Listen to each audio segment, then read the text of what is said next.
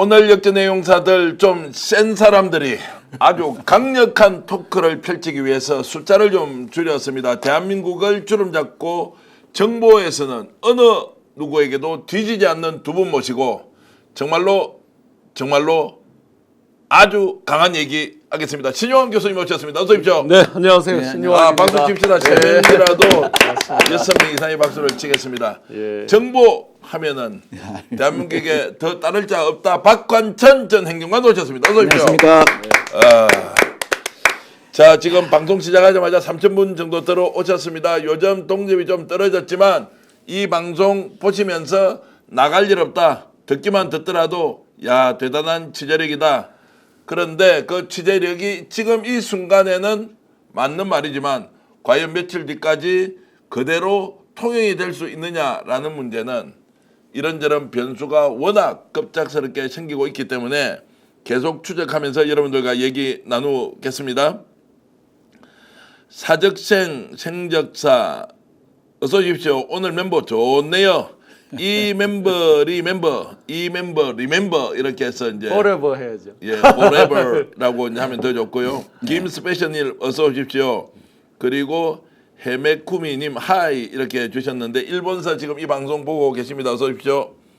발음 신경 써주세요. 박관천 아저씨. 예. 경상도 사투리보다는 서울말을 쓰라. 그런데 저도 서울말을 참고로 못 씁니다. 포준말을 쓰겠습니다. 포준말을 쓰겠다라고 하셨는데 좀 양해해 주시기 바랍니다. 이게 스스로 선택할 수 없는. 네. 자, 신용환 교수님도 발음이 굉장히 정확하고 방송 진행 오래 하셨지 않습니까? 네. 예, 그래서 근데 부럽습니다. 말이 좀 원래 느려서 저는 이 방송 들어올 때는 일부러 조금 빠르게 하는 편인데 예, 빠르게 하시면 좋습니다. 하는데 이 정도 속도입니다. 저는 더 빠르게 하겠습니다. 이걸 우리 영상으로 보시는 분도 있지만 소리로 듣는 분도 굉장히 많기 때문에 조금 빨리 해주면 더 낫다라는 분들의 의견 자주 듣고 있습니다. 좋아요 콩 누르고 시청하자. 여우야 놀자님 너무 고맙습니다. 제가 드리고 싶은 말씀 바로 해주셨는데요. 이 방송 시청하고 계신 여러분들 4,500분 들어와셨는데 좋아요 한번 누르고 하면 더 많은 분들이 동시에 전 세계에서 방송 볼 수 있다. 자, 오늘 저희들이 깜짝 단독 뉴스 보여드리려고 하는 것이 바로 한덕수 5월 1일 또는 2일 날 출마 선언한다. 그 이전에 이벤트를 준비했는데 뭐냐? 체코 방문을 통해서 거기에서 원전 수주 계약을 하고 한국으로 돌아와서 바로 출마 선언을 한다라는 시나리오가 있었습니다. 2중 3중으로 확인해 보니까 정보의 정확도는 굉장히 높았는데 자, 그러면 누군가가 이 내용을 확실하게 기획을 해서 체코까지 가서 도장을 찍자고 하는데 갑작스럽게 변수가 두 개가 생겼습니다. 생겼죠. 자, 첫 번째 변수가 바로 미국 변수가 예. 나와버렸습니다. 그거 설명 좀 해주시겠습니까? 이게 지금 뭐냐면은 그 우리가 간단하게 이야기하면요. 체코에다가 우리나라 원전을 수출하는 그 이제 그 계약 문제인데 그 계약 문제가 지금 왜 미국에 우리가 걸리냐면 미국이 우리를 민간 국가로 지정했지 않습니까? 민간 국가로 지정했는데 이것이 가장 큰 문제가 뭐냐면은 그 우리가 독자적으로 원전을 수출하면은 우리 정부와 미국 그 웨스팅하우스 사이에 분쟁이 생기거든요. 네. 분쟁이 생기면은 원전 기술이 원래 미국 건데 왜 이걸 갖다가 그저 뭐고 한국이 마음대로 하느냐 이런 식으로 말할 수가 있거든요. 그래서 우리가 이제 뭐 민간 국가 지라든가 지금 하여튼 트럼프가 여러 가지를 많이 하지 않습니까? 여기에 문제가 생긴 게 하나가 좀 이제 있는 거고요. 두 번째는 제가 보니까 오늘 국민의힘의 후보 경선 결과 같습니다. 네.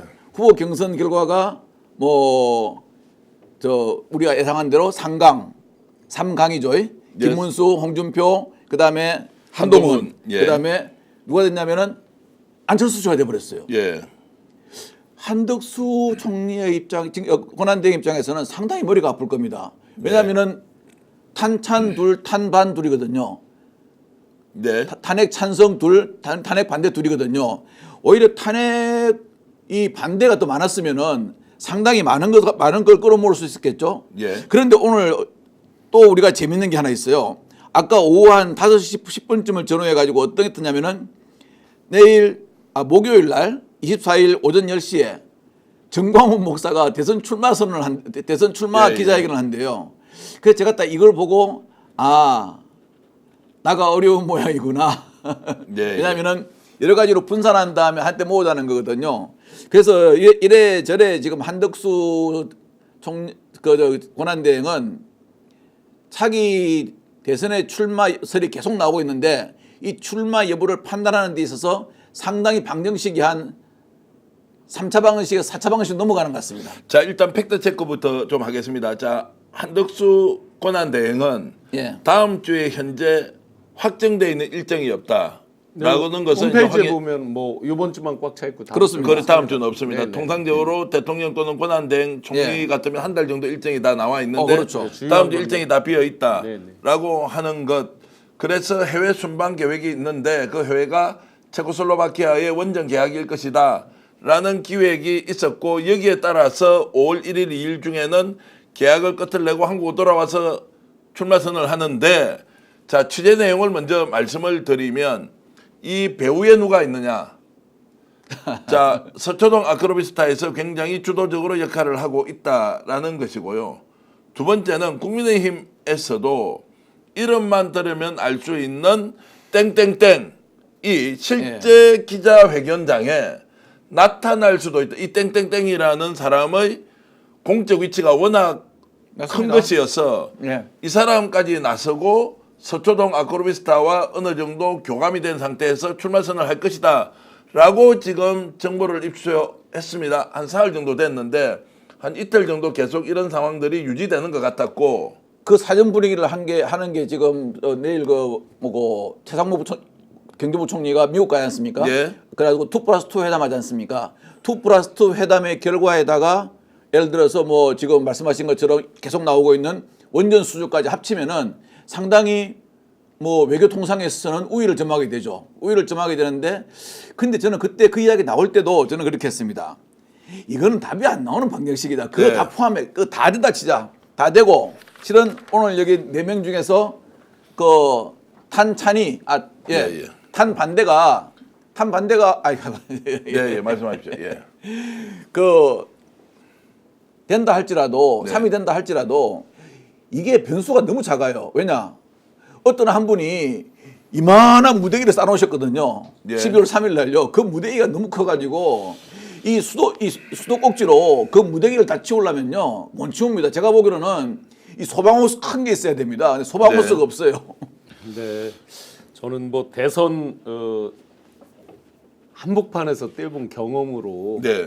지금 말씀하신 내용들이 개별 각각 조각 퍼즐로는 맞을지라도 한덕수 지금 내란 대행의 출마 결정일은 5월 3일이 될 수밖에 없다. 5월 3일이다. 아무리 앞에서 골백 번 결심은 할 수 있어요. 예. 뭐 결심을 했다라는 얘기도 많이 나오잖아요. 근데 결심을 100번 뭐 작심삼일도 100번 네. 할 수 있고 다 한 건데 결정적으로 버튼 누르고 본인이 액션을 해야 되잖아요.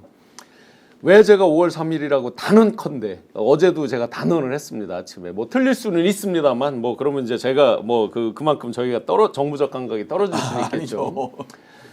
이유는 간단합니다. 이분은 지금 완전히 종속 변수입니다. 이분이 주가 되질 않아요. 그 어떤 것도. 한번 예를 들어 볼까요? 네. 지금 예를 들어 체코 원전 얘기했죠. 이분이 줍니까? 그게 종속 변수입니까? 아니 종속입니다. 미국의 협상 네. 종속 변수입니다. 트럼프의 눈치를 다 봐야 되고 그리고 어느 한 가지 아이템이나 한 네. 가지 분야를 놓고 대권이 되는 경우는 있을 수가 없습니다. 대한민국이 그 정도로 취약한 민주주의를 가진 나라가 아닙니다. 네. 그러면 나머지 종속 변수에서 제일 큰 건 정무적 종속 변수입니다. 정무적 종속 변수에서 자 오늘 4명 이제 국힘 결판이 났죠. 일단 4명 4강이라고 부르면 안 됩니다. 네. 4명이 강하지 않기 때문에 그냥 4명이라고 불러야 됩니다. 자 홍준표 제가 며칠 전부터 말씀드렸지만 절대로 단일화하지 않습니다. 이유가 간단합니다. 2017년에 이미 홍준표는 그걸 맛을 봤습니다. 국힘 당원 당규에 답이 있습니다. 네. 국힘 당원 당규에 보시면 대통령 후보로 선출되는 순간 전권을 갖게 돼 있어요. 비상대권하고 비슷합니다. 그렇죠. 우리가 흔히 말하는 그 비상대권처럼 당 지금 비대위원장 체제죠. 원내대표 다 필요 없습니다. 그냥 이 대통령 후보가 완벽한 정권을 가져요. 그러면 딱 후보가 돼서 완벽한 정권을 홍준표 씨가 가졌는데 밖에 사람 뭐 하는데 단일화하자? 왜 합니까? 이미 홍준표 씨는 제가 그 말 이후에 어제 기자들의 질문에 입장을 표명했어요. 네. 안으로 들어오려면 오고 아니면 그렇죠. 말아라. 네. 얘기했습니다. 그럼 더 재밌게요. 좀 더 지금 확률이 높아진 게 오늘 결과를 봐도 확률이 높아진 게 김문수 씨입니다. 결국은 이제 2대2 중에서 그럼 누구한테 몰릴 거냐? 지금 5대5 룰이잖아요. 뒤에는 요번에는 네. 100% 일반 룰이었죠. 김문수 단일화 할 것 같습니까? 이렇게 얘기했죠. 내가 먼저 단일화 제안하겠다고 그랬죠. 그러면 김문수 씨를 둘러싸고 있는 참모들을 한번 잘 보세요. 전부 내년도 지방선거 목표를 가진 사람들입니다. 김재원 전 최고 어디 갑니까? 자, 박수영 의원 어떤 목표 있습니까? 장동혁 의원 어떤 목표 있습니까? 자, 결론적으로 이렇습니다. 국힘의 시스템은 대선에서 몇 퍼센트를 얻든지 간에 막바로 당권으로 다 도전할 사람들입니다. 당권의 시계가 맞춰 있고요. 자, 그러면 당권 시계가 맞춰 있을 때 다른 세력을 끌어들이면 이게 꼬여버립니다. 여러 가지가. 왜 다른 세력을 끌어들이겠습니까? 그냥 가서 몰고 가서 하면 그만인데. 그런데 여기서 또 마지막 변수가 하나 있습니다. 최소한 반기문 총장 정도의 지지율이 나오면 네. 단일화에 대한 게 외부적 압력이 커집니다. 그 지지자들 범보수의 외부 압력이 커지는데 지금 최근에 나온 그 어떤 여론조사에 있어서도 홍준표나 김문수를 압도하고 있지를 못해요. 네. 즉 1 더하기 1을 어떤 사람이 SNS에 그렇게 써놨죠. 김문수 한덕수 최강의 승리 조합이라고 써놨죠. 그건 정치 현실을 모르는 사람이죠. 1 더하기 1은 2가 되는 법이 거의 없어요. 1 더하기 1에서 지금 못 올라치면 1도 안 될 경우가 있어요. 0.8이나 이렇게 떨어지는 경우도 많죠. 결론적으로 지금 그 참모들도 다 정무적으로 해박하고 많은 경험을 가진 참모들이에요. 알고 있습니다. 당권, 그다음에 만약에 5월 3일 날 홍준표가 되면 아예 출마 못한다. 김문수가 돼도 김문수가 만약에 말꼬리만으로 내가 참모들하고 협의해보고 이렇게만 나도 못합니다. 왜? 사퇴 시한이 5월 4일이에요. 자, 그러면 이제 배후에 윤석열이 있는데 윤석열이 주도해서 판을 짜고 있지 않습니까? 아무리 이게 이제 짜도 먹히지 않는다. 그건 아무리 짜도요. 지금 윤이 그래요. 그동안 계속 윤이 밀어붙였죠. 윤김이 밀어붙였죠. 예. 자, 지금 김문수 뭐라고 했습니까? 윤김과 멀어지는 얘기를 하나 하면서 약간 눈밖에 나면서 지지율 떨어졌고 네. 그렇죠. 한덕수가 올라간 건 고스란히 김문수를 까먹었어요. 예. 자, 아무리 윤김이 그려서 뭘 하고 싶다고 해도요. 딱 후보가 되는 순간 윤김을 끌고 갈 것 같습니까 지금? 네. 안 끌고 갑니다. 자, 그러면 한덕수 출마 못한다는 쪽으로 지금 보십니까? 아, 저는 지금 이 정도의 지지율 가지고는 예. 모멘텀이 생기질 않아요. 생기질 않는다. 자, 심판이 지금 오염되거나 매수된 심판 성격인데 이 심판복을 벗고 경기장에 올라갈 정도 되려면 옛날 야구 감독 백인천 감독 생각나죠? 예. 본인이 코치도 하고 선수도 뛴 거예요. 플레잉 코치나 심판이 링 위에 올라갈 정도 되면 선수들보다 훨씬 빼어날 때 올라가는 거거든요. 의지는 아무리 강하고 자기도 지금 내란 우두머리 사형 무기징역의 종범이라서 마음은 다급하고 하지만 이들의 현실에 있어서 예를 들어서 그 정도의 결기가 있으면요 지금 출마 선언해야죠. 자, 이제 좀 정리해 보겠습니다. 제가 취재했던 내용 박같은 행정관님에게도 이제 얻었던 정보가 있고 이런 것들은 출마 준비가 돼 있고 체코 방문 이후에 원정 계약하고 전격적인 출마 선언을 한다. 자, 이것이 윤석열의 뜻이었다. 국힘에서도 중요한 정치 예. 인사가 나와서 동석하고 동행하면서 그 출마 개전을 할 것이다라는 것은 자, 저희들의 취재 과정에서 나왔던 정보 사항이었고 오히려 신용환 교수님은 정무적으로 판단해 봤을 때 그렇게 계획 세울 수 있지만 결국에는 여차저차한 사정들을 종합해 봤을 때 쉽게 결정 못할 것이다. 결국 출마 못할 수도 있고 하더라도 단일화는 아예 물 건너간다. 그냥 단언할 수 있는 건 예. 홍준표 전 대구시장이 후보가 되면 100% 출마 못합니다. 출마 못한다. 그렇죠. 못합니다. 자, 그러면 지금 이 상황에서 후보는 누가 될 것 같습니까? 일단 4강에서 2강으로 들어가는 것. 오늘- 시간을 지금 많이 주고 지금 토론할 수는 없습니다. 다른 네네. 주제 워낙 중요한 게 오늘 많아가지고. 4명 올라간 예. 걸 보면 저는 네. 김문수 씨가 절대적으로 유리하다고 봅니다. 자, 김문수 1등 또 한동훈 안철 중에 한 사람이 또 됩니까? 마지막 2강 올라가는 2강이 이제 누가 될 여전히 거냐? 홍준표가 유리합니다. 김문수 지금 오늘 홍준표가 보시면 유리하다. 오늘 100% 여론조사거든요. 예. 그런데 당원 5대5로 가요. 네. 그러면 이제 100% 여론조사에서 아마 안철수 나경원 굉장히 근소했을 겁니다. 네. 한참 떨어진 근소한 숫자였을 예. 것으로 추정이 돼요. 아까 소위 이제 밭글이 많이 돌아다녔죠. 예, 가짜 예, 예. 밭글이지만 완전 가짜더라고요. 예, 보니까. 완전 가짜지만 뭐 하여튼 맞춘 많이 사람도 다 돌아다녔죠. 틀렸던데요. 네네, 맞습니다. 그런데 이 5대5에서 이제 요번에 의미 있게 볼 수 있는 건 자, 나경원이 떨어졌죠. 그러면 그렇죠. 누구한테 윤을 지지하는 표가 몰렸느냐? 김문수한테 몰렸다고 봐야죠, 기본적으로. 예, 예. 근데 이제 5대5 당원으로 들어오면은 더더군다나 한쪽을 확실히 모를 수 있는 모멘텀이 생겼죠. 예. 그래서 김문수는 절대적으로 유리해졌다고. 자, 봅니다. 김문수 유리해졌다. 그러면 홍준표 2등을 한다는 그 분석은 어떤 근거입니까? 한동훈이 제일 이번에 기분 나빴을 거예요. 나경원이 올라오기를 바랬을 겁니다. 그랬을 수도 있습니까? 표의 분산을 당연히 어른데 이미지가 약간 겹치는 2대2 전선이 형성됐잖아요. 1대 3이어야 자기가 절대적으로 유리한데 전선을 극명화하는데 2대2가 돼버렸어요. 자, 그래서 이렇게 분석할 수 있지 상대적으로 않습니까? 불리할 수 있습니다. 2대2가 됐다는 것은 국힘도 지지자들이 예. 지금 아예 윤석열 쪽과 손잡는 사람들이 다 경선 가서는 완전 필패다. 그렇죠. 그래서 한 사람이라도 윤석열과 반대하는 사람을 더 끼워 넣어야 한다는 민심이 또는 그런 지지자들의 성향이 반영이 되어서 안철수가 어쨌든 합류한 거 아니냐라고 봤을 때 예. 당원들도 그런 상황을 인지한다면 자 아까 찬탄 예. 한 명, 반탄 한 명 예. 이렇게 해서 1대1 구도가 되지 않을까라고 예상하면 좀 무리입니까?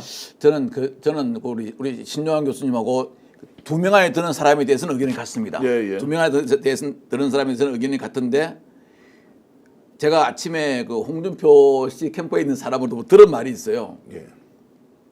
2등 안에만 들면은 대선 후보는 내가 된다. 그리고 하는 절대 그 당 대선 후보가 될 수 없다.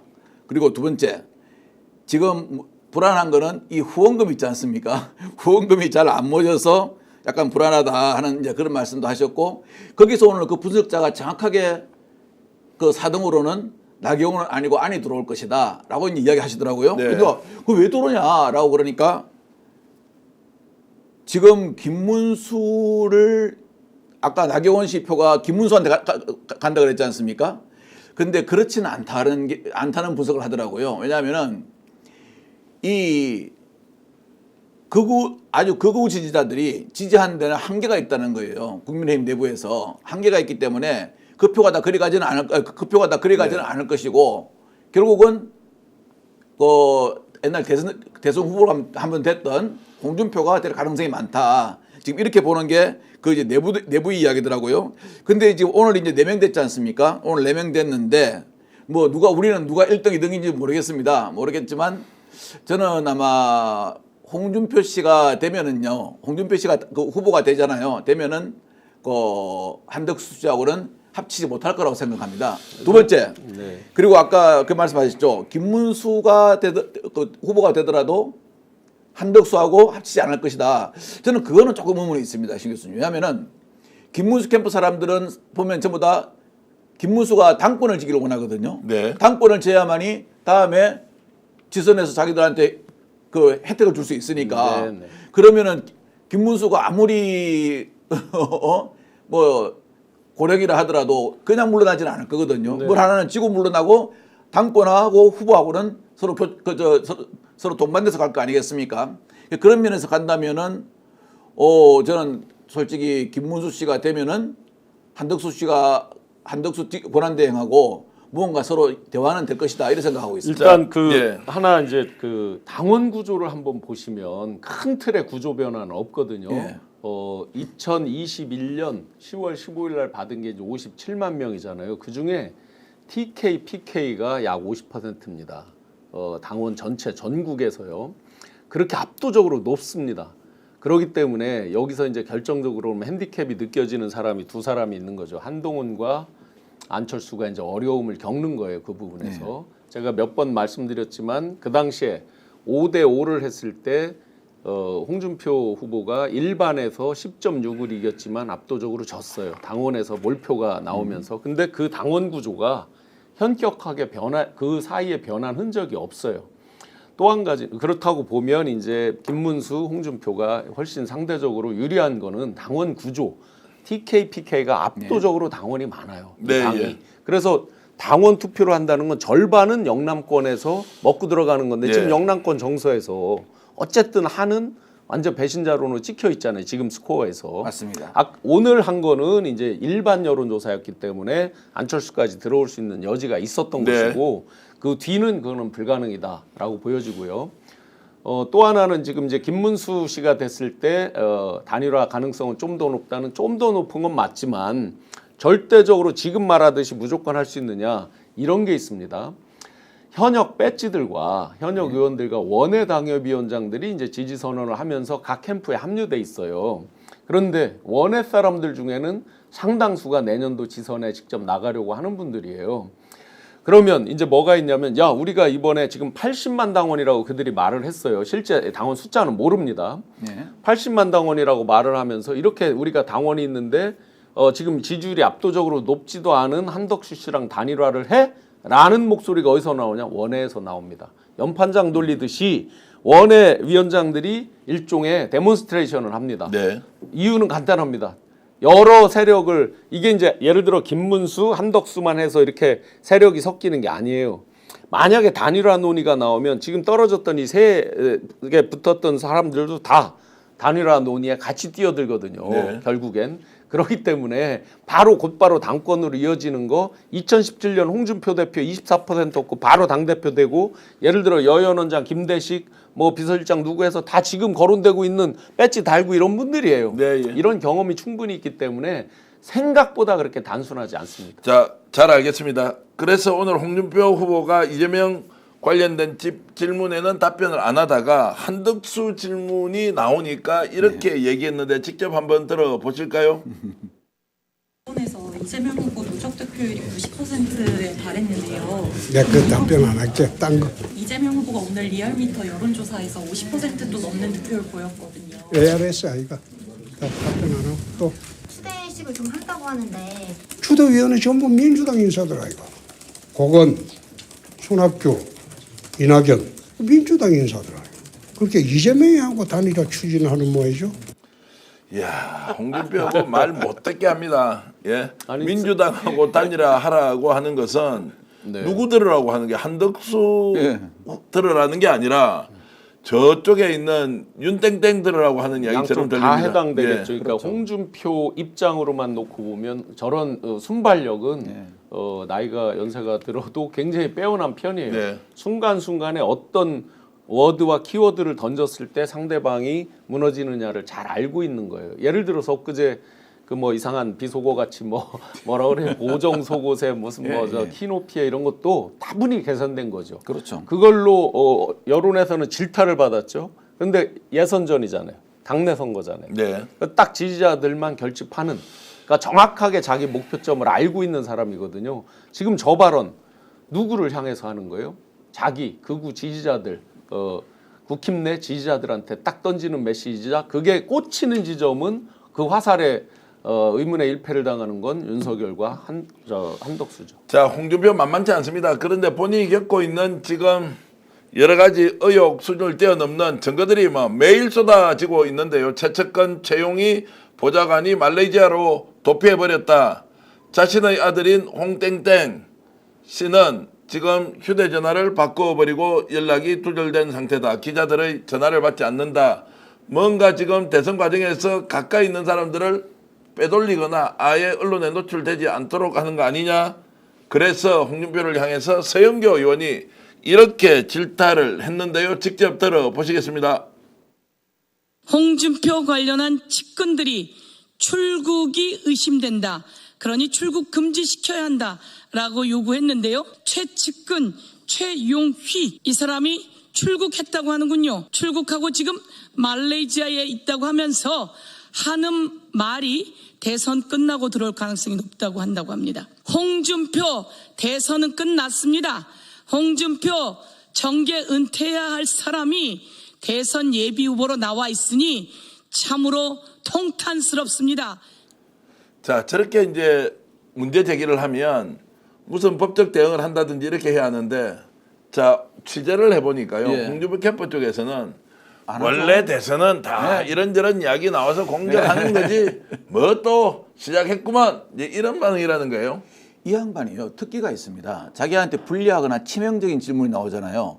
그러면 이걸 갖다가 농담 비슷하게 소위 말하는 야지 놓는 걸로 넘겨버려요. 예전에 앞선 그 대선에서도 그 JTBC 손석희 사장하고 둘이 이제 이야기할 때 나 그럼 갑자기 생방송인데 끊고 들어가 버린다 그러잖아요. 그런 식으로 하는데 또 그거에 그렇게 하는 행동이 그렇게 자기 지지자들한테는 미움을 안 바쳐요. 뭔가 좀 저 사람은 원래 약간 저런 스타일이 있구나라는 그런 어떤 평가를 받거든요. 요번에도 보세요. 오늘도 뭐 자기 불리한 거 나오면은 그건 뭐 대답 안 한다. 나 알란다. 이런 식으로 그냥 소위 말하는 옹고집을 부려버리죠.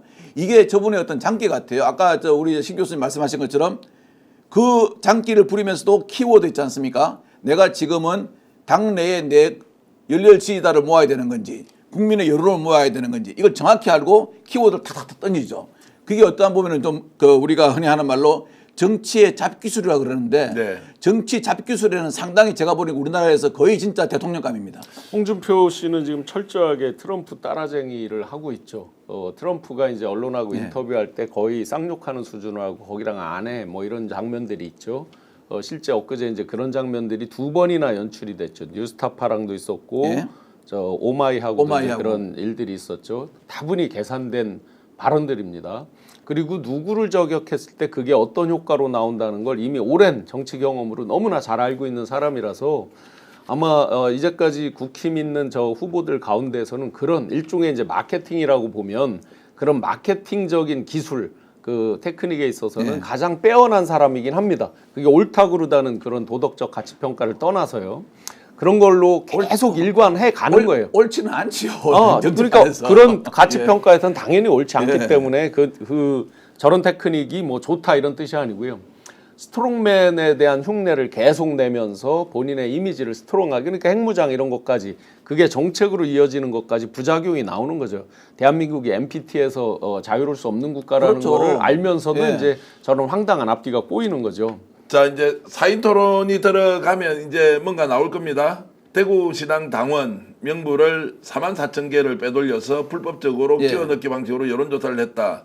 거기에 전달책이 최용이고 박재기 사장 같은 경우도 최측근이고 돈을 다 갖다 준 사람 아닙니까?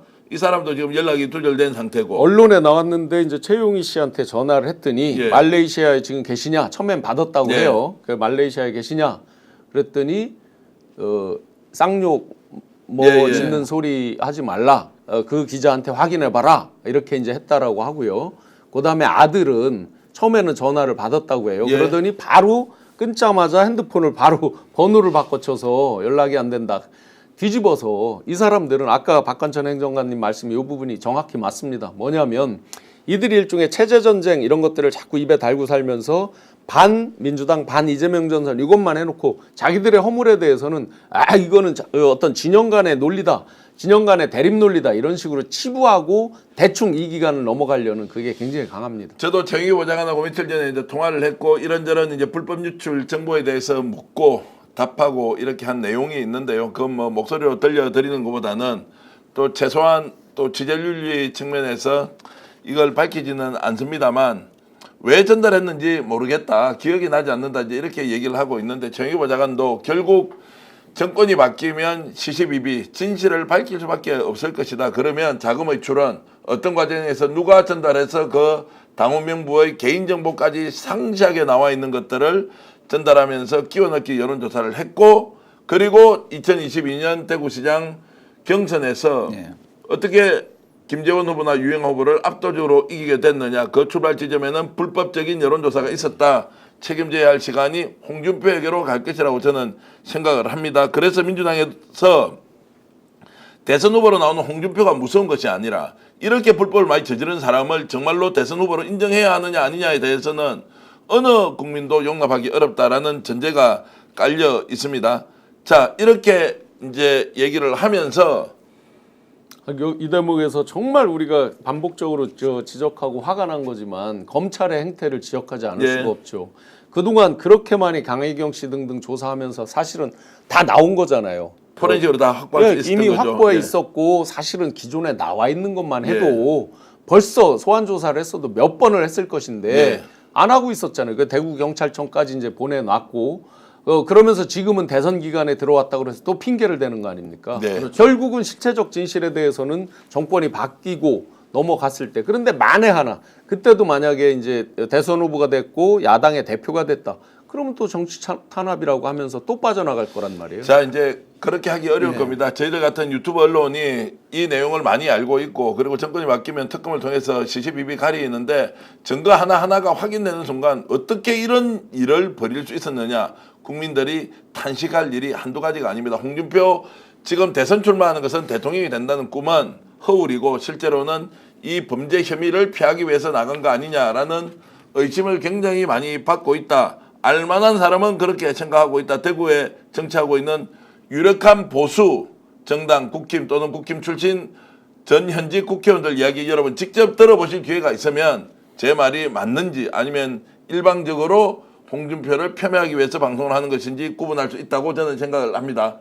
자, 아마 홍준표 씨는 그럴 겁니다. 그게 제가 보기로는 다음 토론 때가 분명히 나올 거라고 생각하거든요.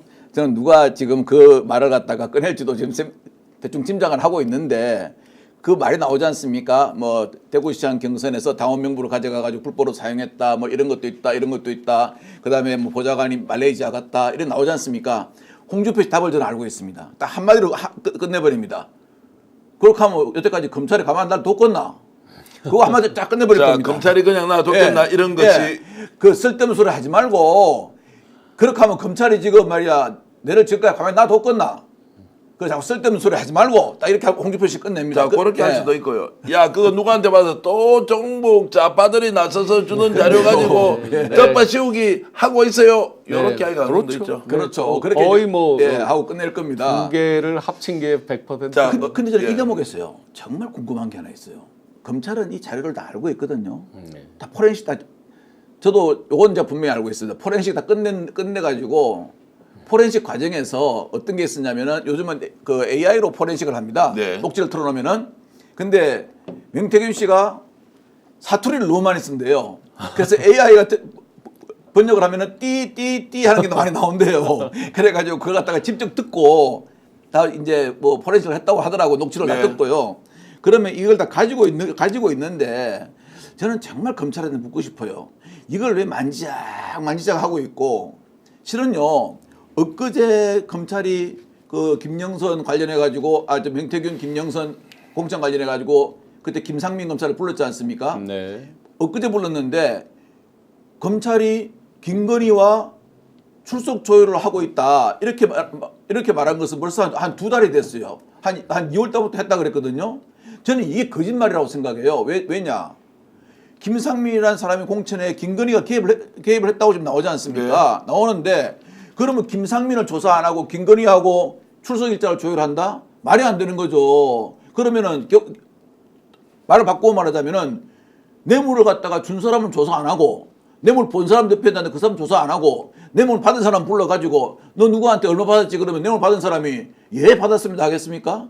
그래서 저는 이게 검찰이 왜 자꾸 이런 걸 가지고 이런 증거를 가지고 장난치는지 정말 이건 나중에 검찰이 저 한번 제가 보기로는 개혁의 초식에 몰릴 겁니다. 이렇게 하다가. 자, 저는 이제 짜고 치는 고스톱에 검찰도 최소한 공범 또는 종범, 협력자 이렇게 제가 말씀드리겠습니다. 검찰 스스로 잘 알고 있을 겁니다. 검찰 정말 검사들 또는 그 밑에서 업무를 지원하고 있는 수사관들이 이 내용 잘 알고 있을 테고 그렇게 하십시오. 네. 뭐 그렇게 해가지고 대한민국 법치가 살아난다면 그렇게 하시고 그게 아니라면 이제 어떻게 하겠습니까? 국민들이 원하는 방향으로 검찰이라는 조직이 어떤 식으로 이제 종말을 맞지 않겠습니까?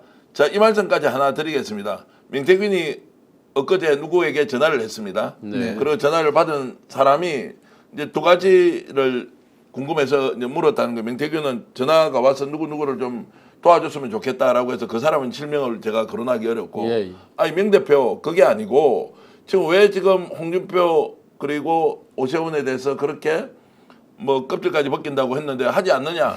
에이 그거 뭐 이제 검찰이 알아서 하거나 뭐 이렇게 그 질문을 했는데 그렇게 대답을 하더라는 거예요. 그게 뭡니까? 아니, 예상된 대로네요. 그렇죠. 아, 예상된 대로인데 그래서 다 바깥에서 이제 우리 같은 사람은 고발하고 뭐 노영이는 고발했는지 아닌지 노영이면서 모르겠는데 민주당 사람들 다 이용해 먹고 보석으로 나와가지고 결국에는 본인이 판을 짠다 치고는 예. 홍준표를 그렇게 쌍욕을 하고 있다가 홍준표와 관련된 불법 당원 명부를 본인이 어떤 식으로든 조사를 하라고 줘놓고는 자 지금 와서는 홍준표 쪽으로는 손을 안 댄다. 이게 명태균의 모습이니 정말로 마지막에 지금 했던 거 있지 않습니까? 네. 홍준표가 어떤 대답을 했으며 또 명태균이 지금 어떤 태도를 보이는지에 대해서 공개한 내용 좀 하이라이트라도 만들어서 이 프로그램의 일부를 잘라가 우리 제작진이 좀 올려주시면 좋겠다. 아니, 진짜 생각이 그거 듭니다. 하면 해야 되고요. 제가 정치 포로카 수사를 여러 번 해봤거든요. 정치 포로카 특징이 딱 하나 있습니다.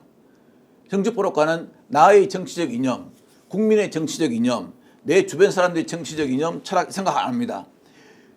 여러 사람을 놓고 봤을 때 뭘 가지고 누구를 밀어줄까 생각하냐면은 누가 됐을 때 나한테 가장 많은 이익을 줄까 딱 이것만 생각합니다. 네.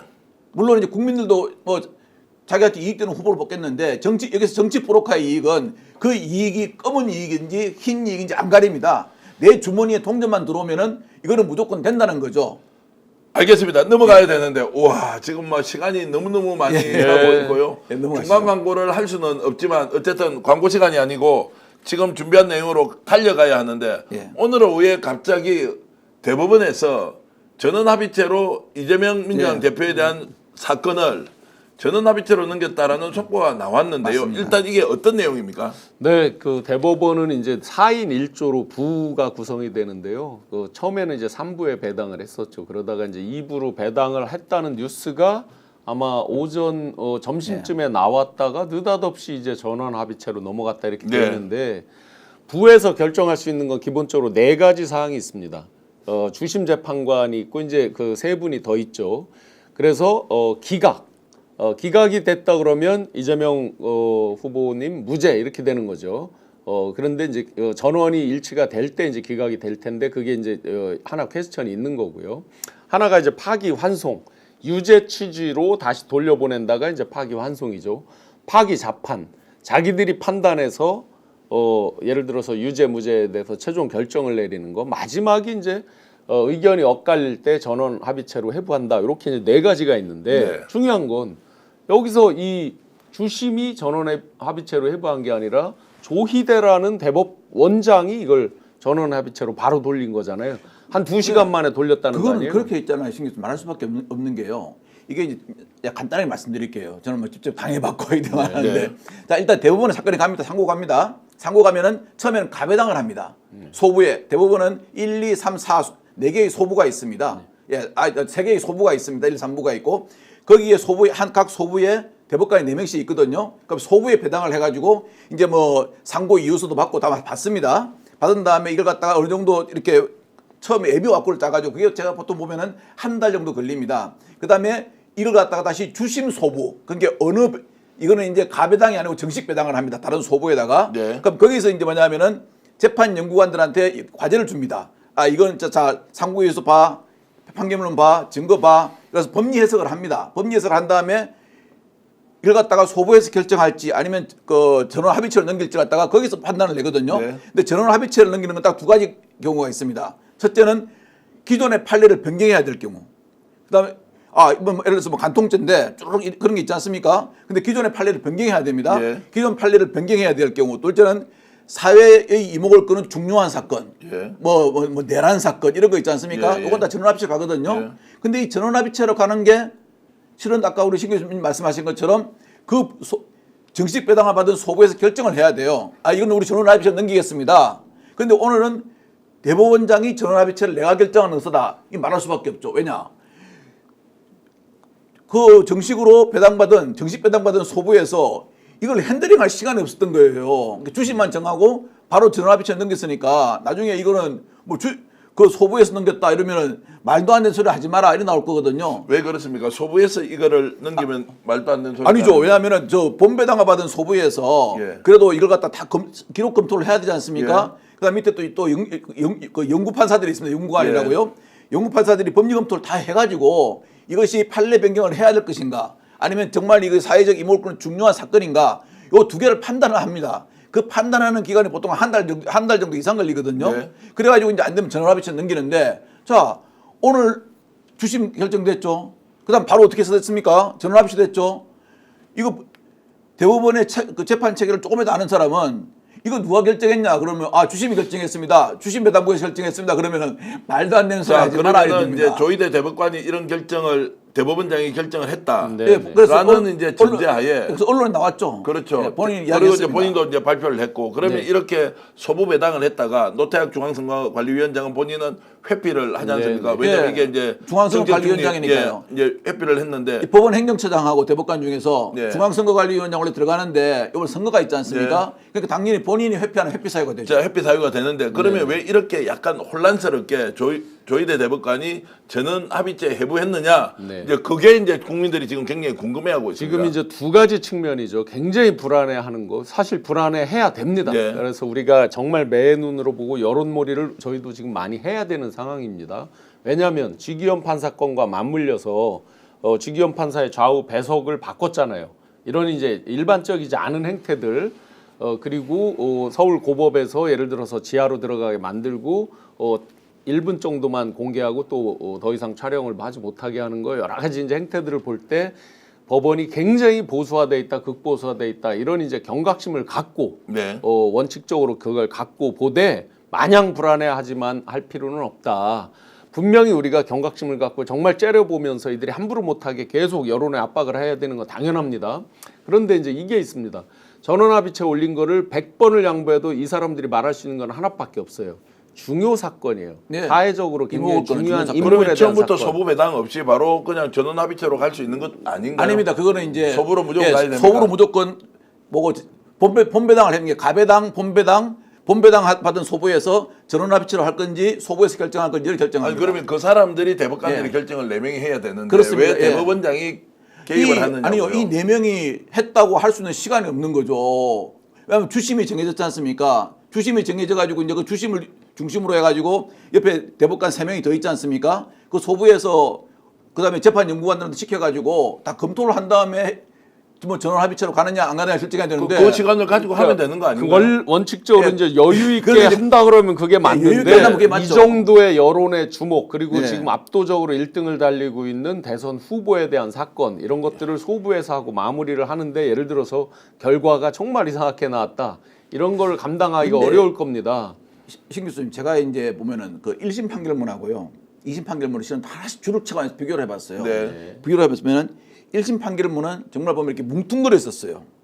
뭐 네. 이렇게 해갖고 이렇게 하니까 이게 형사재판장은 2개의 칼을 가지고 있다 그럽니다. 검사가 주는 칼도 있고 변호인이 주는 칼을 가지고 있습니다. 의견서라 그러죠. 요 2개를 보고 내가 이걸로 내가 나 이게 마음에 들어 하면 이걸로 결정하는 거고 내가 이게 마음에 들어가 아니고 내 법리 판단은 이게 맞아 그럼 이걸 결정하는 거고 내 법리 판단은 검사께 맞아 그럼 유죄고 내 법리 판단은 변호사께 맞아 변호인단께 맞아 그러면은 이건 이제 무죄나 감형이 되는 거죠. 네. 그런데 보면은 이게 두리뭉실하게 판결문이 좀 쓰여 있어요. 그러니까 하나하나의 행위에 대해서 소위 쌀사미로 잘라가지고 이 행위는 뭐 때문에 선거법에 접촉이 된다 안 된다 된다 안 된다 된다 안 된다 다 정확히 안 돼 있어요. 근데 요번 항소심 판결문을 보면요.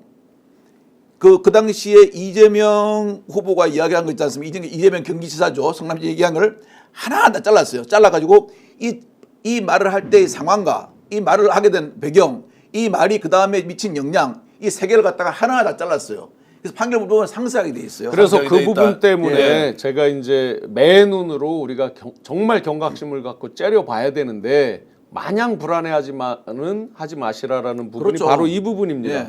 뭐냐면 이제 전원합의체 해부를 아마 이게 진보 성향의 대법원장이라도 그렇게 할 수밖에 없었을 네. 겁니다. 가장 유력한 대권 주자에 대한 부분을 네 분한테 맡겨서 그들한테 다 엎어쓰게 할 수가 없다. 어떤 결론이든지 간에. 그러면 이제 전원합의체로 넘기면 어쨌든 거기에 연구관들하고 해서 다 검토하는 시간이 이제부터 시작이 되는 거예요. 예. 그러면 쉽게 말해서 6월 3일 전에 날 수 있느냐? 이론상은 없어요.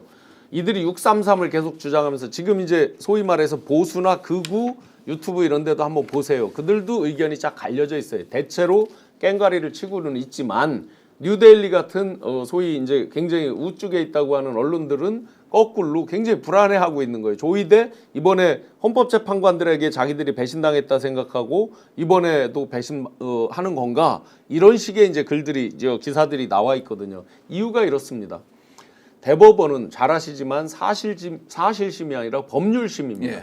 사실관계에 적용이 잘못됐느냐 아니냐를 따지는 게 아니라 사실관계를 픽스해 놓고 그 사실관계에 따른 법리 적용이 틀렸느냐 법 적용에 있어서 오바를 했느냐 아니면 이 법을 적용했어야 되는데 잘못 적용했느냐 이런 부분이죠. 그런데 지금 말씀하신 것처럼 항소심을 저도 자세히 읽어봤는데 예. 그 어느 것 하나 사실은 대법원에서 예. 반박할 수 있는 내용이 거의 없을 정도로 굉장히 자세히 써 있어요. 맞아요. 행위 하나하나를 잘라가지고 그에 대해서 법률 해석을 다 해놓았어요. 네. 그러니까 제가 보니까 이거는 거의 판례 형성이 된 그런 어떤 판결문이에요. 그대로 갖다 써도 판례 형성이 돼요. 그래서 일각에서 마치 이제 대법원의 거를 이렇게 이제 해설을 하는 사람들이 있어요. 예를 들어서 5년형인데 뭐 1년형으로 또는 1년형인데 5년형으로. 그러니까 지금 2심 무죄가 됐잖아요. 네. 그러면 거기서 형을 정해서 유죄 이렇게 하듯이 막 해석하는 사람들이 아이, 있는데 그렇죠. 그거는 대법원에서 한지 않는 거죠. 형을 할 수 일반적으로 알고 없는 있고. 거죠. 사기 사건은 웬만하면 안 그러면 합니다. 자, 갑자기 있다가 나는 유죄야. 내 느낌에는 유죄 이런 게 아니잖아요. 그렇죠. 정확하게 이 사실을 놓고 법률이 어떻게 적용이 잘못돼서 이 부분은 거꾸로 파기를 해야 된다. 이런 논거가 나와야 되는 거란 그렇죠. 말이죠. 맞습니다. 자, 파기환송을 하려면요. 그 원심 즉 고등법원에서 한 걸 갖다가 법리 해석이나 법률 적용이 잘못됐다는 걸 이야기를 해줘야 찍어줘야 됩니다. 그렇죠. 그리고 이 사건은 있지 않습니까? 예를 들어서 파기자판 사건은 어떤 게 파기자판 사건이냐면요. 자, 어떤 살인범이 살인을 했는데 저 고등법원까지 다 그 사형을 받았어요. 근데 갑자기 한 사람이 잡혔는데 실은요 지금 저 사형받은 판결이 있잖아요. 그것도 제가 한 거예요. 그래서 이제 이런 경우 있지 않습니까? 명백한 네. 경우 이런 경우는 파기자판하는데 이런 경우 파기자판하잖아요. 저는 대법관들이 그리 안 하리라고 봅니다. 절대 그리 못합니다. 자, 그래서 지금 이제 국민들의 눈높이에서 질문을 좀 드리겠습니다. 네. 이렇게 해서 갑자기 이제 전원합의체로 조희대 대법원장이 이제 직접 이렇게 이제 결정을 해버리니 첫 번째 질문 간단히 좀 대답해 주세요. 네. 자, 대선 전에 최종적으로 상고심 결정할 수 있다 없다 어떻게 보죠? 없습니다. 없습니까? 네, 못합니다. 자, 저는- 대선 전에 할 수 있다 없다. 저는 할 가능성이 좀 50% 이상이라고 봅니다. 50% 이상. 자, 이게 이제 좀 갈립니다. 예. 두 번째. 그러면 항소심에 지금 무죄가 되어 있는 이것이 파기환송될 가능성이 있다 없다. 만약에 대선 전에 만약 하게 된다면 예. 파기환송될 가능성이 있다 없다 아니면 확정돼 버린다. 저는 지금 이제 이 재판관들의 성향을 놓고 분석해서 이제 파기환송 내지 예. 어떤 하여튼 유죄 취지의 뭔가를 파기 자판도 이제 결국 네. 유죄 취지가 되겠죠.를 많이 분석하는데 그 정도라면 이들은 내란에 가담을 하는 거예요. 내란에 실질적으로. 가담하는 제가 거죠. 할 수 아까 이제 있다고 하시는데 제가 없다라고 보는 이유는 간단해요. 5월 12일이 후보 등록 마감일이에요. 예. 그러면 그렇죠. 지금 며칠 안 남았습니다. 예. 벌써 지금 22일이니까 사실상 이제 20일 정도도 안 남았죠. 그럼 이들이 사건 기록을 다 보지도 못할 시간이에요. 거기서 투표를 할 때 이제 헌재랑 방식이 비슷합니다. 헌재는 주심이 먼저 이야기를 하고 연조가 짧은 사람부터 이제 올라오죠. 그렇죠. 대법원은 그렇지 않습니다. 대법원장이 지금 해부시켰죠. 대법원장이 먼저 의견 표명을 하지 않아요. 제일 나중에 캐스팅 그러면 보죠. 요번에 이제 새로 임명된 예. 마은영 재판관. 아니 마은영 마용주. 재판관 대법관. 대법관부터 해서 거꾸로 이제 연조별로 올라오고 마지막에 주심의 의견 피력을 합니다. 자, 기존에 이재명 그 후보 옛날에 그 무죄 받을 때 그들이 상당히 많이 비판하는 그 건에서도 마지막에 이제 6대 6이 돼서 7대 6으로 이렇게 갔잖아요. 원칙적으로 대법원장은 의견 피력을 하지 않아요. 그래서 예를 들어 동수가 나왔을 때는 원래 원칙적으로는 대법원장은 다수의 편을 드는 게 기본 이들의 관행이었어요. 그러니까 우리가 함부로 예단을 가질 필요가 없는데 첫 번째로 자 5월 12일 이전에 판결을 내린다. 어떻게 됩니까? 지금부터 불과 20일 내에 내렸다. 이거 졸속 판결 난리 나겠죠. 그렇죠. 내란에 가담하는 거예요. 예. 5월 12일부터 6월 3일 사이에 내렸다. 민주당 후보 없습니다. 완벽한 내란을 일으킨 겁니다. 그거는 이제 신 교수님께서 이 사람들이 파기환송이나 이쪽으로 갈 거다라는 이제 이제 어떤 그런 불안하면서 말씀하시는 거 아니겠습니까? 아니요. 그게 아니라 예. 지금 내린다라고 저는 아니, 6월 3일 전에 내릴 가능성이 없다라고 저는 그런데 말씀드린 또 거고. 바꿔 말하면요. 이걸 기각하려면 있지 않습니까? 기각해가지고 그냥 확정을 시켜버리려면요. 고등법원에서 판결문이 너무 상세히 되어 있기 때문에 법리 해석이 그렇게 어려운 작업도 아니에요. 왜냐하면 아까 말씀하셨지 않습니까? 대법원은 법률심이라고요. 그럼 법률의 적용과 법리 해석 문제만 다루면 되거든요. 법리 적용과 고등법원의 법리 적용과 법리 해석이 맞냐 틀리냐만 따지면 되는 거거든요. 그런데 지금 보면은 고등법원 판결문을 보잖아요. 그럼 법리 해석이나 법리 적용이 너무 상세하게 되어 있어요. 그러면 이걸 갖다 보고 봤을 때 우리가 문제 없다. 우리가 아무리 봐도 문제 없다라는 결론은 나는 내릴 수 있지 않겠나는 생각을 해요. 그러니까 저도 이제 만약에 그 전에 내린다 그러면 기각일 겁니다. 그러니까 기각이죠. 우리가 너무 자꾸 예. 이제 저는 긍정회로를 얘기하는 게 아니에요. 저는 지금 기각으로 봅니다. 법원의 행태가 이상하기 때문에 그 네. 부분을 굉장히 째려봐야 된다. 그리고 우리가 목소리를 높여야 된다는 건 당연한데 만약에 급하게 내린다 그러면 의외로 그건 기각일 가능성이 훨씬 높다. 자, 이걸 알겠습니다. 갖다가 파기환송 내리려면요 6월 3일 전에 절대 못 내립니다. 왜냐하면은 그 제가 보니까 그 고등법원에서 현재 지금 판결문 쓴 거 있지 않습니까? 그 법률을 다 깨야 되거든요. 다 깨가지고 이거는 이거 뭐 때문에 틀리다, 뭐 때문에 틀리다, 뭐 때문에 틀렸기 때문에 원심 파기한다. 다시 그럼 환송한다 이렇게 해야 되거든요. 우선 절차에 있어서 예. 한 가지 지금 근데 상대들이 그거 하려면은 6월 3일까지 못 해요. 예, 보수 진영에서 강하게 요구하는 우리가 이제 만약에 그거대로 하면 네. 당하는 함정이 하나 있어요. 이들이 무조건 자기들은 대선과 관계없이 선고를 하겠다라는 말을 해라라고 지금 주장을 하거든요. 네. 그게 함정이 있는 거죠. 예를 들어서 이재명 후보가 당선이 돼도 대법원은 그에 관계없이 판결을 내리겠다라는 말을 먼저 해라. 저는 그런 말을 먼저 할 리가 없다라고 그렇죠. 보지만 안 합니다. 하도 이제 행태가 이상했으니 모든 게 다 의심이 되는 거죠. 근데 그들이 그 말을 계속 푸시를 하는 거예요. 왜냐? 그들이 빌드업을 하는 거예요. 나중에 불복을 하기 위해서 계속 당선이 돼도 이거 내려라 하면서 푸시를 하겠죠. 그러기 위한 빌드업을 하는 거. 이런 부분은 우리가 여론전에서 반드시 이겨야 됩니다. 자, 그래서 이제 이 부분은 예. 무엇이다 아니다라고 우리가 판단하기 전에 일단 오늘은 전원합의체 회부를 냈기 때문에 이것이 어떤 상황 때문에 했느냐를 우리가 질문을 좀 해봐야 되는데요. 자, 첫 번째 왜 이렇게 서두를 넣느냐? 그래서 대법원이 서두를 이유가 없다. 그냥 평소의 절차대로 가면 되는 거 아닙니까? 633이라 하더라도 예. 이게 이제 항소심에서 무죄가 나왔기 때문에 이렇게 서둘러서 하는 이유가 뭐냐라고 이제 봤을 때 의심의 여지가 충분히 있다는 겁니다. 네, 그 행태 자체는 내란 우두머리 때 우리가 적용되는 거 보면 최초 적용이 많잖아요. 예, 숫자로 해서 최초로 적용한다든지 뭐 이것도 안 채우고 뭐 하는 거 지하로 들여보내는 거 얼굴 공개도 처음에 안 하는 거 뭐 등등등 많이 봤잖아요. 그 행태에 비추어서 모든 것이 의심스러운 건 사실이에요. 네. 그런데 이제 요번에 이렇게 급하게 하는 거 당연히 의심스러운 눈초리로 봐야죠. 633이요? 633을 대법원이 지킨 적이 없어요. 네. 근데 이것도 한다 그러면 뭐 최초까지는 아니지만 왜 그럼 이것만 그렇게 엄격하게 자꾸 633을 하느냐 이런 거부터 이제 다 의심스러운 거예요. 그래서 억지로 땡기는 거가 굉장히 깨림칙해서 우리가 더 매의 눈으로 봐야 되는 거 맞고 여론전에서 밀리면 안 된다. 요 부분은 분명합니다. 자, 두 번째는 그러면 혹시라도 대법원이 이제 지금 헌법재판소는 국민들의 어떤 압박이든 요구든 예. 받아들여서 이제 8대0으로 끝을 냈지 않습니까?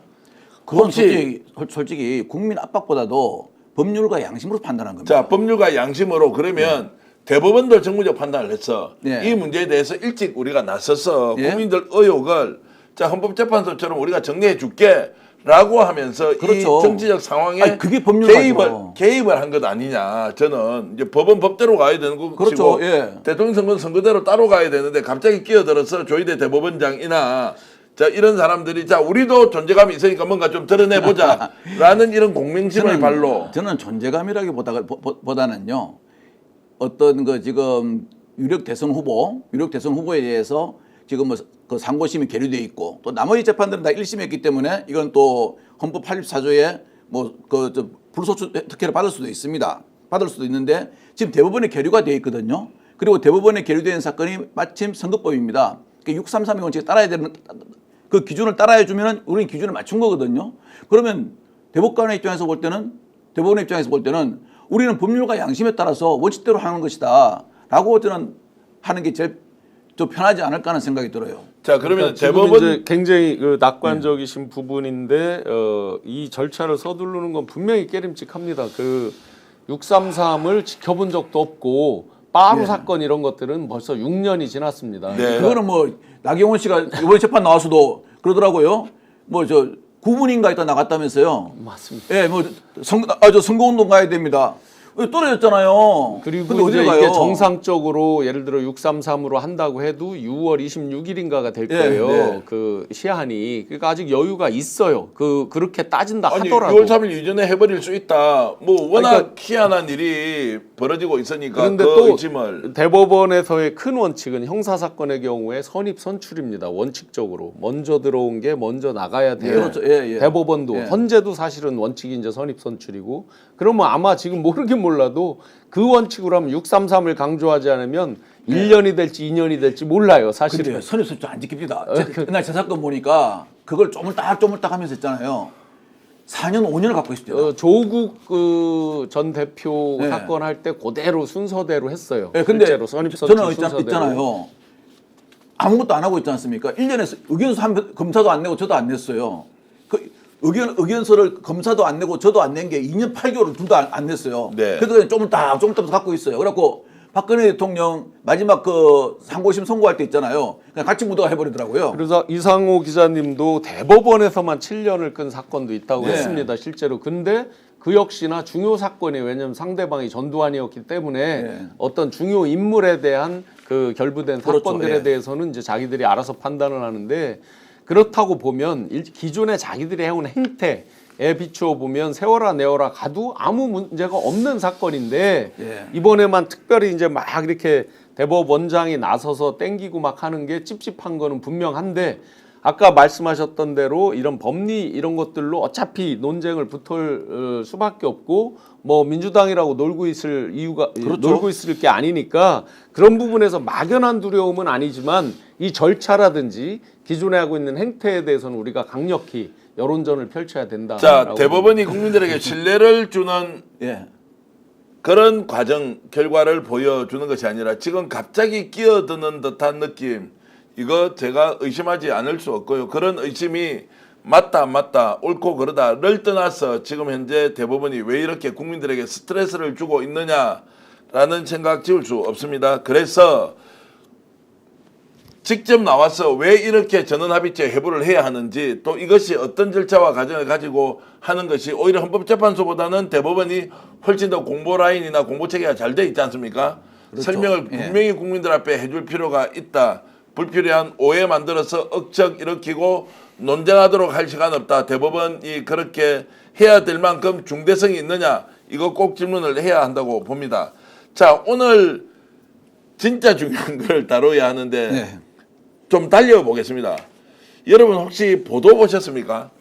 이재명 민주당 후보가 대구 경북에서 예. 지지율 1등을 달리고 있다. 그리고 지지율 자체가 다자구도에서 3자구도 다자구도에서 40%에 육박하거나 넘어서고 있다. 이거 여러분 어떻게 보십니까? 대구 경북 TK 보수 그리고 국힘의 본산 아닙니까? 이거 어떻게 봐야 합니까? 지난주 토요일 날 제가 말씀드렸죠. 네. 요번에 TK는 다를 것 같습니다. 왜냐하면은 그래도 TK이기 때문에 소위 말하는 홍준표 그때 당시에 후보가 윤석열은 수입품이다라고 했어도 국민의힘이기 때문에 그걸 밀어줬어요. TK에 지지를 보내줘가지고 결국은 당선이 됐습니다. 근데 결과는 내란이라는 죄를 범했고 그것 나와가지고 말도 안 되는 저런 엉뚱한 소리를 했고 부인도 뭐 명태균 의원이 뭐니 뭐 도이치모터스니 명품백이니 난리를 쳤잖아요. 이거는 뭐냐면은 TK 사람 유권자들의 자존심을 완전히 짓밟은 겁니다. 네. TK 유권자들도 가만히 안 있죠. 이 정도 짓밟으면요. 그렇기 때문에 저는 그 반향으로 요번에 보니까 오늘 저도 나온 거 보고 좀 놀랐는데 근데 차이가 너무 나게 이재명 후보가 앞서 있어요. 그래서 저는 솔직히 이건 좀 놀랐습니다. 야, TK에서도 이렇게 앞서는구나 하고 놀래긴 놀랐는데 이것은 믿고 지지해준 어떠한 그 국민의힘 대통령 후보가 TK 유권자들의 자존심을 짓밟은 데 대한 정당한 결과라고 봅니다. 저는. 제가 이제 방송에서 여론조사 데이터를 놓고 여론조사 전문가분들과 함께 이제 수많은 분석을 지금 하고 네. 있고 지금도 이제 고정적으로 하고 있습니다. 계속 선거 전에서 여론조사를 놓고 많은 이제 분석을 하고 전략 전술을 세우고 정책 공약 이런 것들을 어떻게 대입하고 하는 거 이제 실전을 하면서 실전적으로 이제 왔던 거죠. 제가 스픽스에서도 이런 얘기를 말씀을 드린 적이 있습니다.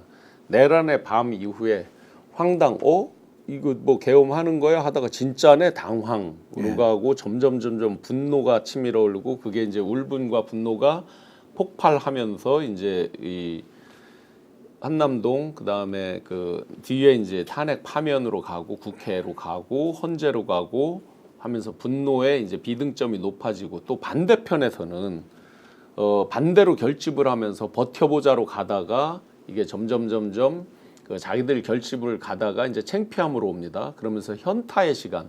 이거 뭐지? 하면서 현타의 시간으로 오는데 그 사이클로 보면 지금 이거는 당연한 현상이고 이걸 통해서 예측해 볼 수 있는 게 있습니다. 제가 결과를 받아보면 깜짝 놀랄 것이다라고 몇 번을 말씀드렸는데 실제 이게 뭐냐면 현타의 시간이 오면서 투표장에 가지 않습니다. 네. 지금 이 여론조사를 보시면 저게 ARS 조사예요. 1000명에 대한 ARS. 예. 갤럽 방식의 질의응답 교환원하고 하는 게 아니라 자기가 버튼을 누른 거기 때문에 이게 그렇죠. 엄청나게 의미가 큰 거예요. 예. TK에서 이렇게 됐다. 기존에 훈련된 사람들이 ARS를 누릅니다. 예. 그래서 70대인데 20대라고 누르기도 많이 합니다. 이미 훈련돼 있어요. 온 국민이 여론조사에 대한 응답 전문가가 돼 있는 상태인데도 이 정도 결과가 나왔다. 이건 굉장히 놀라운 거예요.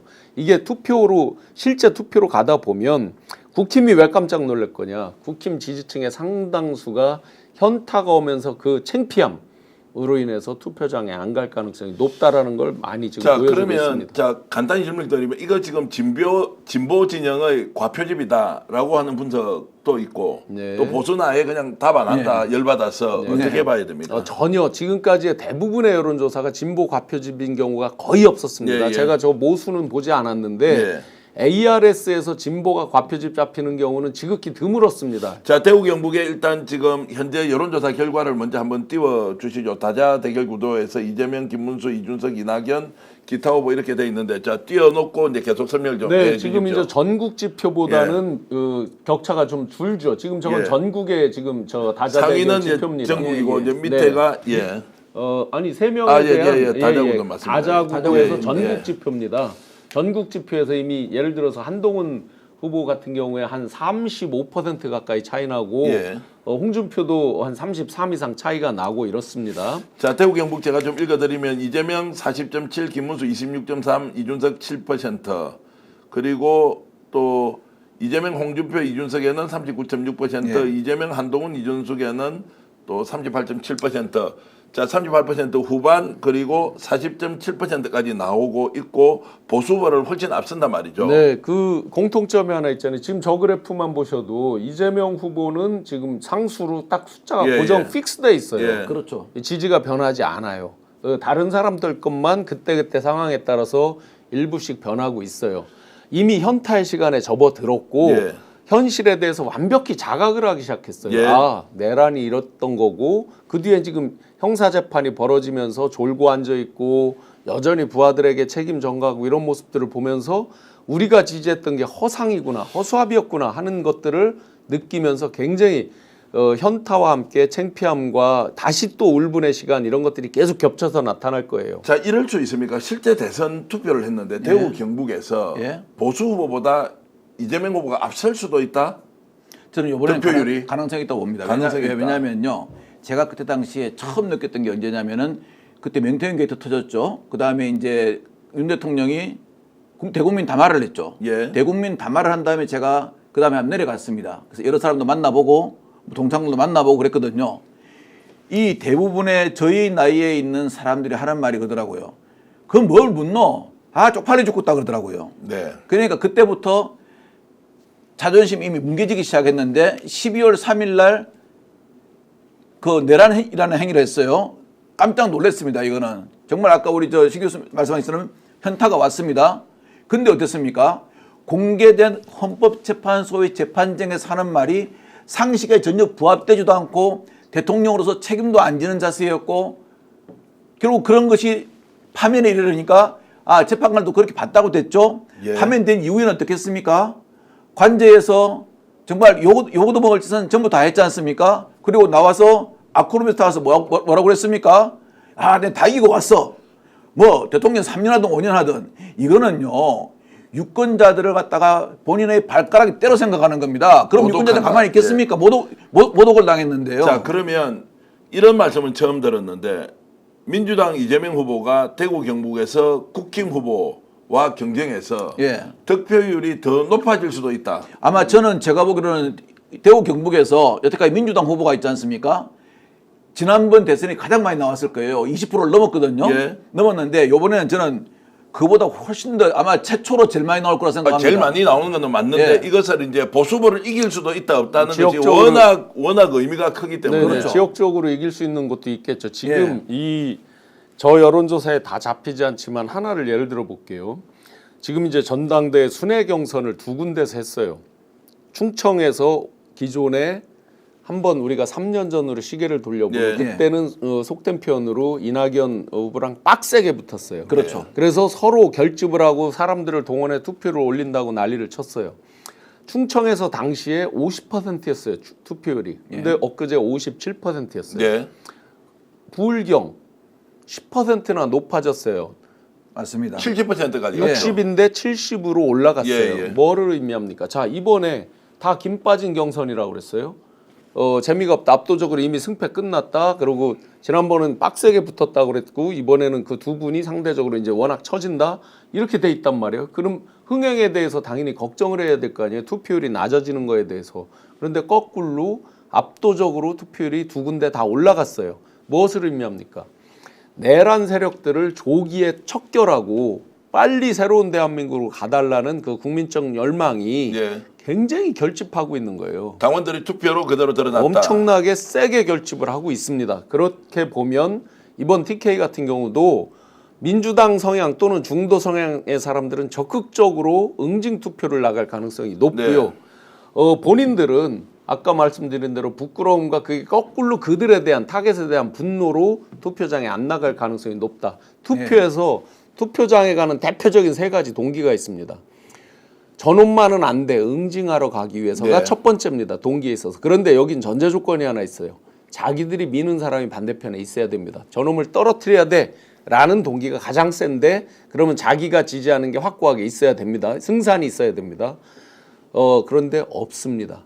지금 누구를 밀어도 이기기 어렵다 그러면 포기하게 됩니다. 안 나갑니다. 응징 투표 동기가 가장 센데 응징할 대상은 눈앞에 있다고 자기들이 이제 예를 들어 이재명 후보 응징해야지 하는데 누구를 찍어서 이겨야지가 없어요. 네. 그렇기 때문에 안 나갈 가능성이 상당히 높아져서 TK 지역에서도 예를 들어서 안동이다 그러면 고향이기도 하잖아요. 그럼 특정 지역에서는 사상 가장 높은 건 당연하고 이기는 지역이 나올 가능성도 꽤 있습니다. 자, 그래서 20대 대통령 선거 윤석열과 이재명 후보 간의 각축을 벌였던 시점에 대구 경북 득표율 표로 준비했는데 한번 보시겠습니다. 지난 대선에서 자, 더불어민주당 이재명 국민의힘 윤석열 후보가 대구 경북에서 22.76%를 얻었고 윤석열은 73.90%를 얻었습니다. 투표율은 압도적으로 전국 평균보다 조금씩 더 높았을 텐데 자 22대 73이었다고 보면 이번에 지금 현재 나오는 추세로 보면 이재명이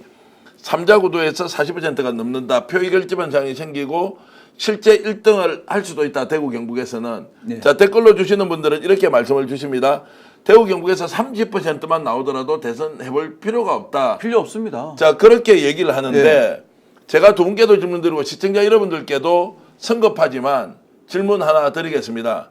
정말로 이런 추세가 이어져서 대통령 선거에서 이재명 후보가 대구 경북에서도 1등을 할 수 있다 없다에 대해서 여러분들 1번은 있다. 그래도 그것은 무리다. 2번, 1번, 2번 일단 나누어서 한번 보겠습니다. 이게 부추기거나 아니면 여러분들에게 희망 회로를 돌리는 것이 아니라 실제로 느끼는 민심의 변화나 흐름들이 굉장히 예전과 다른 확실하게 응징과 심판 투표를 해야 한다는 것이 워낙 강해서 대구 경북도 뒤집어질 수 있다라는 말씀을 조심스럽게 드리면서 여러분들은 대구 경북에서 어떠신지 혹시 대구 경북에 사시는 분들은 본인이 대구든 경북이든 더 지역 상황을 잘 알 거 아닙니까? 그분들이 봤을 때는 1번 쪽으로 1등을 할 수 있다. 아니면 1등은 내렸고 선전하겠지만 2등일 것이다라는 부분도 함께 좀 올려주시면 좋겠고요.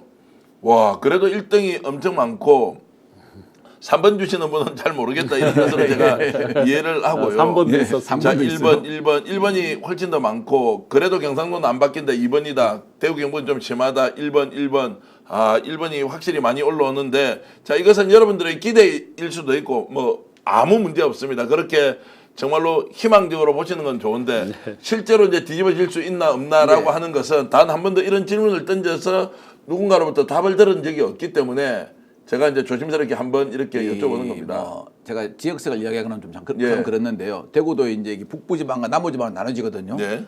그런데 북부지방은 아주 좌우할 수 있는 변수가 딱 한 가지가 있습니다. 예. 자, 국민의힘에서 대선 후보가 정해집니다. 대구 경북의 사람들의 어떤 지도자에 대한 가장 향수는 누구겠습니까? 박정희 전 대통령입니다. 예. 그러면은 지금 저 사택에 있는 박근혜 전 대통령이 어떤 방식으로 누구를 갖다가 지지하면서 선거운동을 같이 합세하느냐 안 하느냐에 따라서 네. 상당히 많이 큰 차이가 나는데요. 예. 여기서 그분이 아마 합세하시면은 우리 이 더불어민주당에 있는 이재명 대표가 1번이 되기는 어려울 겁니다. 네. 왜냐하면은 기존에 어떠한 정서라는 게 있고 누가 옛날에 그렇다고 이야기하더라고요. 여는 그냥 박근혜 와갖고 한 웃어주면 끝이다 그러더라고요. 예, 그런 경우가 있기 때문에 하는데 제가 보기로는 그렇게 한다 할지라도 누가 그러거든요. TK에서 민주당이 30% 이상을 받으면 대선할 필요도 없다 그러거든요. 네. 그게 왜냐하면 또 서울 경기 수도권에 있는 그 지역 사람들이 올라와 있기 때문이죠. 그런데 제가 보기로는 30% 이상은 나올 것 같습니다. 30% 이상은 나온다. 저는 예. 뭐 당연하다 그렇게 보고요. 지금 나대구님께서는 1번이다 이렇게 주시고요.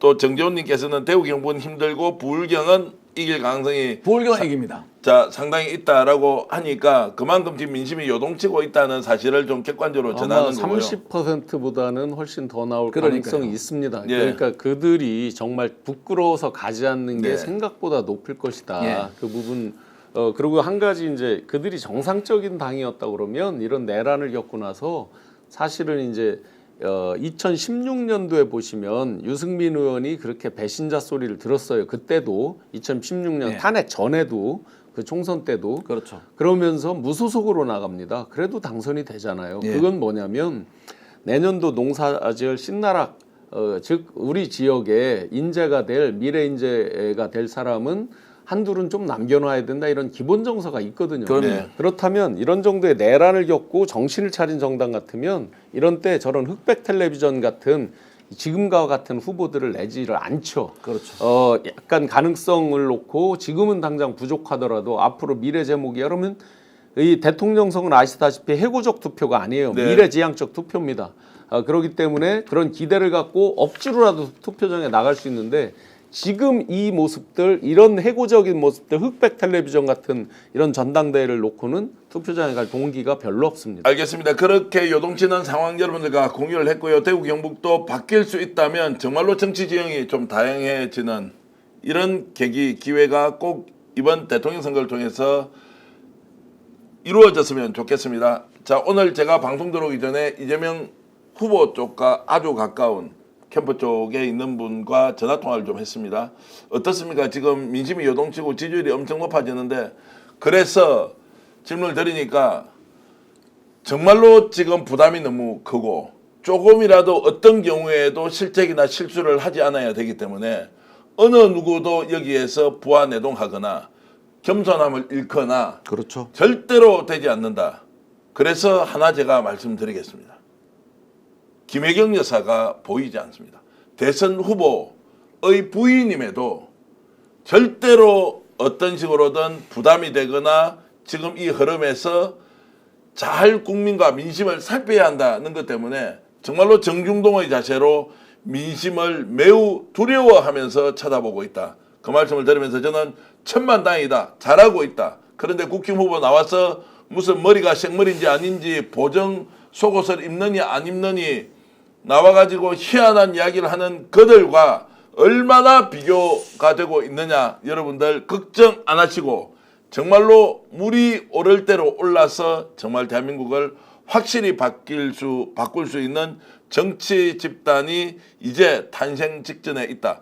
끝까지 표를 모아서 한 표 한 표 나만 아니라 손잡고 가서 지금 지난 윤석열 내란 세력을 심판해야 한다, 이 말씀을 드리겠습니다.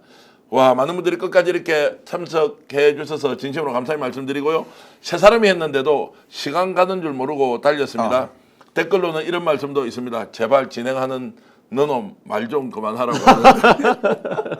그거 제가 잘 알겠습니다. 제가 평론가 진행자여서 평론가 출신의 진행자여서 평론도 하는데 여러분 너그리 이해해 주시면 고맙겠고요.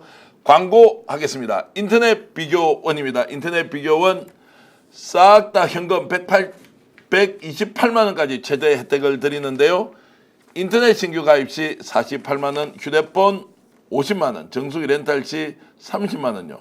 그리고 휴대폰은 통신사만 변경해도 30만 원 혜택을 드리고 있습니다. 지금까지 23년 동안 60만 명 이상이 인터넷 비교원을 통해서 가입했습니다. 983억 원 이상의 현금 사은품을 지급했고요. 보안도 철저해서 어떤 경우에도 개인정보 보호하는데 문제가 생기지 않았습니다. 안전한 서비스를 제공하고 있다는 것이죠. 자, 100% 현금으로 사은품 지급하고요. 타사보다 적은 사은품을 받았을 때는 150% 보장해 드립니다. 지인 추천에도 또 최대 4만 원까지 모바일 상품권 주고 있으니까요. 자, 바꿀 때가 됐다. 인터넷 비교원 전화하시면 됩니다. 1670-2571 스픽서 주요 광고주입니다. 1670-2571 여러분들 정수기, 휴대폰, 인터넷 바꿀 때는 인터넷 비교원 기억해 주시면 고맙겠습니다. 와, 오늘 마지막에 대구 경북에서 이재명 후보 잘 되고 있다 이렇게 생각하니까 광고도 잘 됩니다. 광고도 잘 됩니다. 경성한우도 잘 되셔야죠. 경성한우도 잘 돼야 하고요. 대구 경북에서 계신 분들은 경성한우 이용해 주시면 고맙겠고, 박관정 행정관님하고 또 신영환 교수님 이렇게 방송하니까 세 사람이 해도 우리 한 3시간 정도 하겠습니다. 마음 먹고 하면 하죠. 그렇게 하겠죠. 알겠습니다. 주제만 시청자 여러분, 다양하면요. 자, 제가 이제 화면을 보니까 이 생각이 듭니다. 야 이마 너 좀 말 좀 그만해라 이런 말씀이 들리는데, 국내에서 이렇게 스픽서 애청해 주신 여러분께 진심으로 감사의 말씀드리고요.